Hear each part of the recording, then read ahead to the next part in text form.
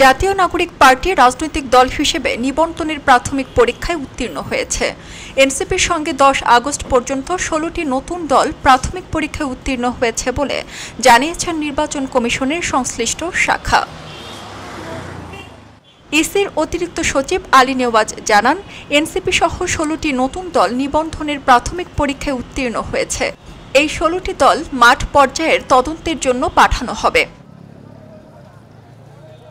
ইসির সংশ্লিষ্ট কর্মকর্তারা জানান, গত 22 জুন পর্যন্ত 145টি দল নিবন্ধন পেতে 147টি আবেদন করেছিল। তবে প্রাথমিক বাছাইয়ে কোনো দলই শর্ত পূরণ করতে পারেনি। তাই জাতীয় নাগরিক পার্টি সহ 145টি দলকেই প্রয়োজনীয় ঘাটতি পূরণে 15 দিন সময় দেওয়া হয়েছিল। গত 3 আগস্ট বিকেলে 5টায় সেই সময় শেষ হয়েছে। আইন অনুযায়ী নিবন্ধন পেতে ইচ্ছুক দলের একটি কেন্দ্রীয় কমিটি, 100টি উপজেলা কমিটি এবং প্রতিটি কমিটিতে 200 ভোটারের সমর্থনের প্রমাণ থাকতে হয়। এছাড়াও কোনো দলের কেউ আগে সংসদ সদস্য থাকলে বা আগের নির্বাচনের 5% ভোট পেলেও নিবন্ধন পাওয়ার যোগ্যতা হিসেবে ধরা হয়।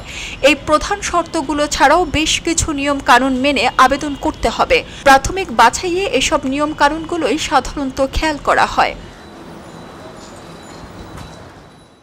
নিবন্ধন প্রক্রিয়ায় দলগুলোর আবেদন পাওয়ার পর কমিশন প্রথমে এগুলো প্রাথমিক বাছাই করে।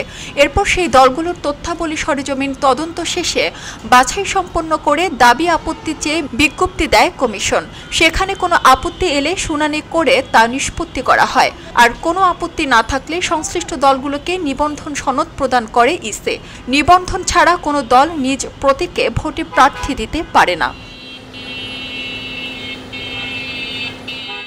খবরের কাগজ, নিখাদ, নির্ভীক, নিরপেক্ষ।